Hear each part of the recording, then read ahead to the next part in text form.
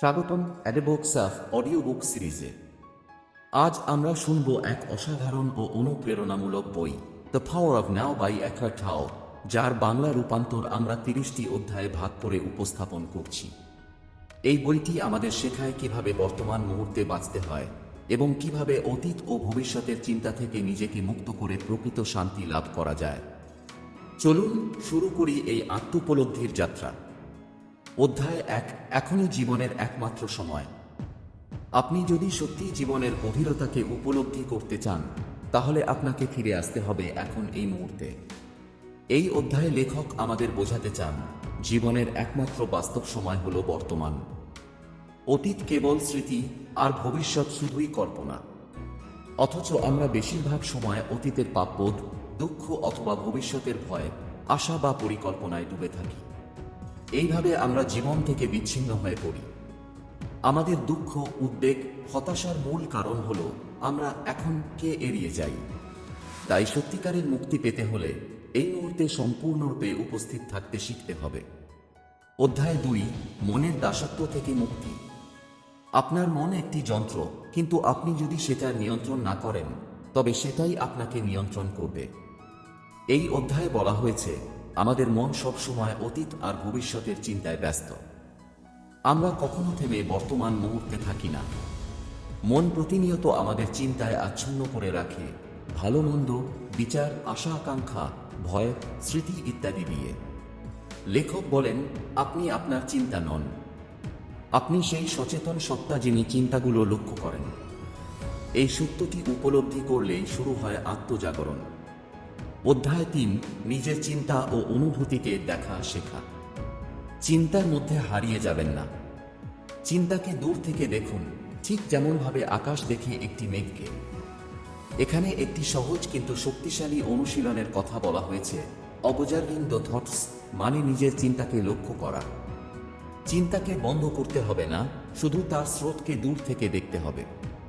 এই দূরত্ব সৃষ্টি করলেই আমাদের মধ্যে জন্ম নেয় এক নতুন সত্তা, সচেতন পর্যবেক্ষক। এই অবস্থানে পৌঁছাতে পারলে মন আমাদের আর নিয়ন্ত্রণ করতে পারে না। সেই মুহূর্ত থেকেই আমরা ধীরে ধীরে মুক্ত হই। অধ্যায় 4, শরীরকে অনুভব করুন, বর্তমানের পথে ফিরুন। শরীরের অনুভূতি হলো এই মুহূর্তে প্রবেশ করার এক জীবন্ত দরজা। আমরা যখন কোনো গভীর দুশ্চিন্তায় থাকি, তখন শরীরের প্রতি মনোযোগ দিলে সেই দুশ্চিন্তা অনেকটাই হালকা হয়ে যায়। এই অধ্যায়ে এক সহজ উপায়ের কথা বলা হয়েছে, নিজের দেহ অনুভব করা। হাতের আঙুল, বুকের ওঠানামা, শ্বাসের ছন্দ, এগুলো মনোযোগ দিয়ে টের পেলেই আমরা আবার বর্তমান মুহূর্তে ফিরে আসতে পারি। শরীরের সংযোগ আমাদের মনের গোলক ধাঁধা থেকে বের করে এনে বাস্তবে ফিরিয়ে আনে। অধ্যায় 5, সময়ের সঠিক ব্যবহার। সময় দরকার, কিন্তু যদি আপনি সব সময় নিয়ে ভাবেন, আপনি কখনই বর্তমানকে পাবেন না। এখানে বলা হয়েছে, সময় হলো একটি কার্যকর হাতিয়ার, কিন্তু এটি যদি আমাদের মনকে গ্রাস করে, তবে সেটাই হয়ে দাঁড়ায় কষ্টের উৎস। দুটি সময় আছে, ঘড়ির সময় এবং মানসিক সময়। ঘড়ির সময় আমাদের বাস্তব প্রয়োজনে কাজে লাগে, যেমন পরিকল্পনা করা, কাজ ঠিক করা ইত্যাদি। কিন্তু মানসিক সময়, যেখানে আমরা অতীতে আটকে থাকি বা ভবিষ্যৎ নিয়ে ভয় পাই, সেটি আমাদের বিষণ্ণতা ও দুশ্চিন্তার মূল কারণ। শিক্ষা, সময়কে ব্যবহার করুন, কিন্তু তার দ্বারা নিয়ন্ত্রিত হবেন না। অধ্যায় 6, ব্যথার শরীর, পেইন বডি। আপনার ভেতরেই আছে এক শক্তি, যা পুরনো ব্যথা জমিয়ে রাখে এবং সুযোগ পেলেই তা জেগে ওঠে। এই অধ্যায়ে বলা হয়েছে, আমাদের শরীরের মধ্যে এক ধরনের আবেগীয় শক্তি জমে থাকে, যাকে বলা হয় পেইন বডি। এটি মূলত আমাদের পুরনো দুঃখ, অপমান, ভয় ইত্যাদি থেকে গঠিত হয়। কখনো আমরা হঠাৎ রেগে যাই, অতিরিক্ত সংবেদনশীল হয়ে পড়ি, এই সবই এই ব্যথা শরীরের সক্রিয়তা। একে পরাজিত করার উপায় হল সচেতনভাবে তাকে লক্ষ্য করা এবং অনুভব করা। বিচার না করে শুধু দেখলেই সেটি ধীরে ধীরে দুর্বল হয়ে যায়। অধ্যায় 7, আত্মাকে চেনা। আপনি একজন ব্যক্তি নন, আপনি সেই নিঃশব্দ উপস্থিতি, যেটা সব অভিজ্ঞতার পেছনে আছে।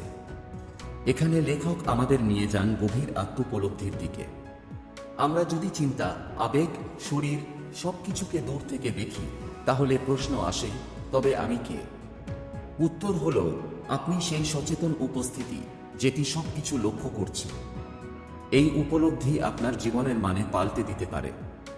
আপনি আর নিজেকে পরিচয় দিয়ে বোঝাবেন না, বরং আপনি হবেন চেতনা নিজেই। অধ্যায় 8, সম্পর্কের আয়নায় নিজেকে দেখা। আপনার প্রতিক্রিয়া, আপনার ব্যথা সবই আপনার ভেতরের অবচেতন সত্তার প্রতিফলন। মানব সম্পর্ক শুধু ভালোবাসা নয়, একটি আয়নাও। লেখক বলেন, আমরা যতই চেষ্টা করি, সম্পর্ক আমাদের ব্যথা, অহংকার ও অবচেতন প্রতিক্রিয়া প্রকাশ করে ফেলে। যখন আমরা কাউকে দোষ দিই, তখন আমরা নিজের মধ্যেকার অন্ধকার দিককে অস্বীকার করি। সম্পর্ক যদি সচেতনভাবে দেখা যায়, তাহলে তা হতে পারে আত্মোন্নয়নের মহাসড়ক। অধ্যায় 9, মৃত্যুর ভয় ও তার মুক্তি।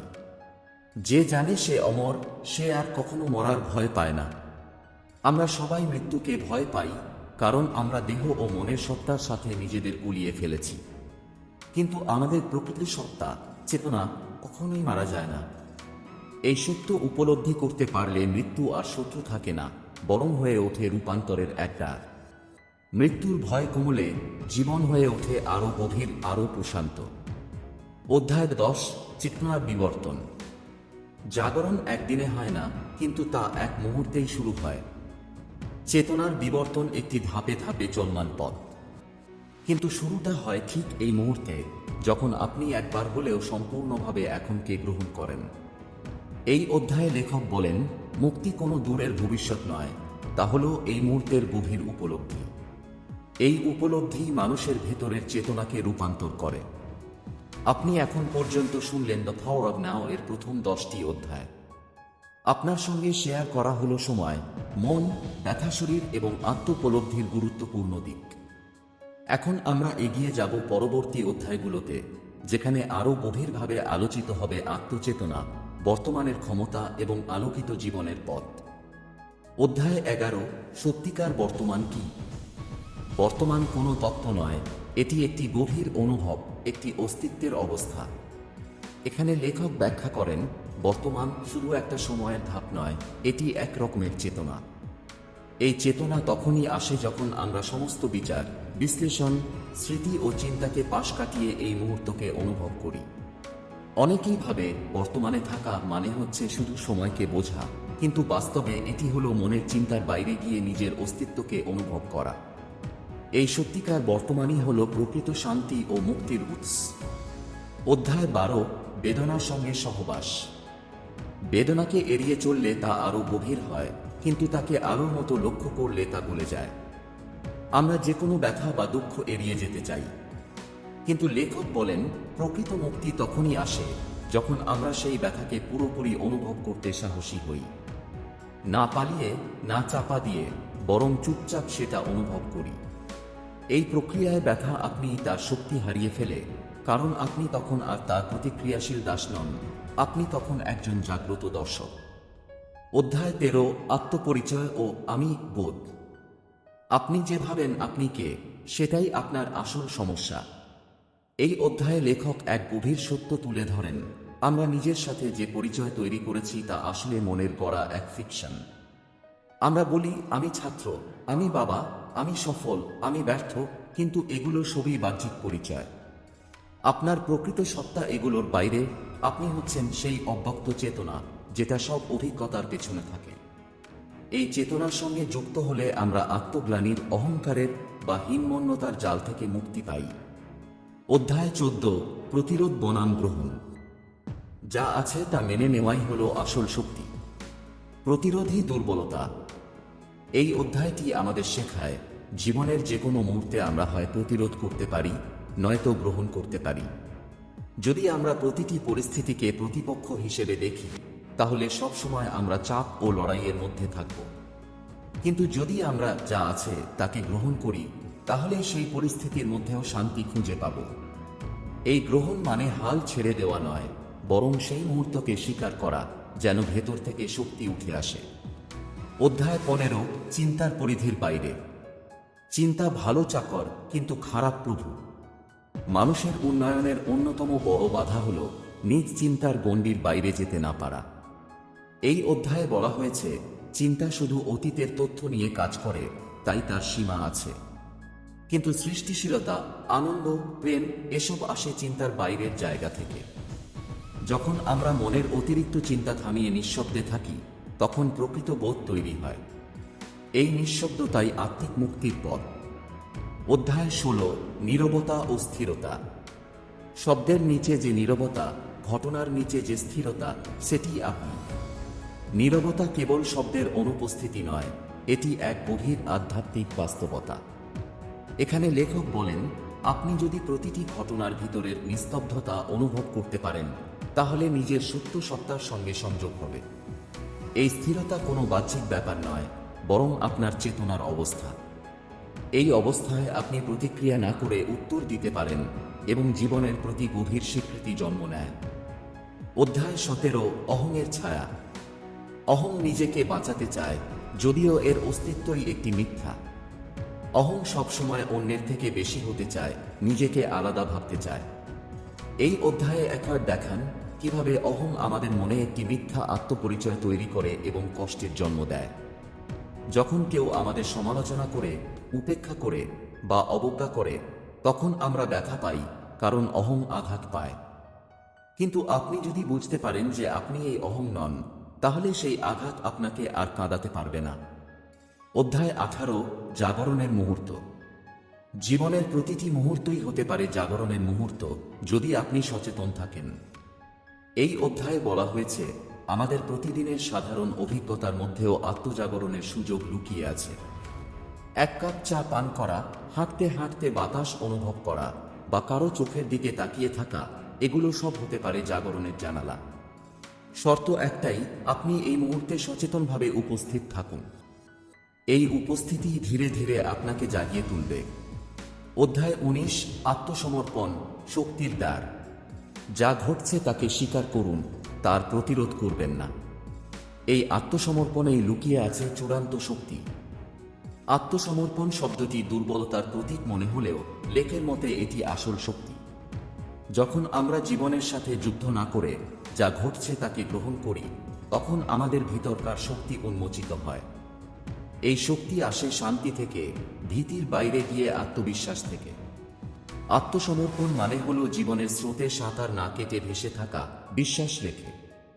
অধ্যায় 20, অন্তর্জ্ঞানের আলো। সত্য আপনাকে মুক্ত করবে, কিন্তু সেই সত্য আসে নীরব অন্তর্জ্ঞানের মাধ্যমে। এই শেষ অধ্যায়ে দ্বিতীয় পর্বের জন্য লেখক আমাদের বলেন, প্রকৃত জ্ঞান কোনো বই, তথ্য বা ভাষা থেকে আসে না। সেই জ্ঞান আসে আপনার অভ্যন্তরীণ নিঃশব্দতা থেকে। যখন আপনি চিন্তা ও আবেগকে ছাড়িয়ে যান, তখন চেতনার গভীরে এক অন্তর্জ্ঞান আসে। এই জ্ঞানেই লুকিয়ে থাকে আপনার আলোকিত সত্তা, জীবনের প্রকৃত উদ্দেশ্য ও শান্তির শেষ ঠিকানা। আপনি শুনলেন the power of now by Eckhart Tolle Bangla audio book সংস্করণ, এখানে অ্যাডিবক্সাফ এর পক্ষ থেকে। এই বই আমাদের মনে করিয়ে দেয়, জীবন কোনো ভবিষ্যতের গন্তব্য নয়, এটা এখনই, এই মুহূর্তেই। আমরা শিখলাম কিভাবে চিন্তার জাল কেটে নিজের সত্যিকারের অস্তিত্বের সঙ্গে সংযোগ করা যায়। শিখলাম কিভাবে অতীতের স্মৃতি বা ভবিষ্যতের দুশ্চিন্তা আমাদের বর্তমানকে আচ্ছন্ন করে রাখে, আর কিভাবে সেখান থেকে মুক্ত হওয়া সম্ভব শুধুমাত্র সচেতনতা ও নীরব উপস্থিতির মাধ্যমে। যদি আপনি সত্যিই আত্মিক শান্তি ও জীবনের গভীরতাকে ছুঁতে চান, তাহলে আজ থেকেই শুরু করুন এখন কে উপলব্ধি করার চর্চা। এই বই ছিল একটা শুরু, কিন্তু যাত্রা কেবলমাত্র আপনার প্রতিদিনের অনুশীলনের ভেতরেই বেঁচে থাকবে।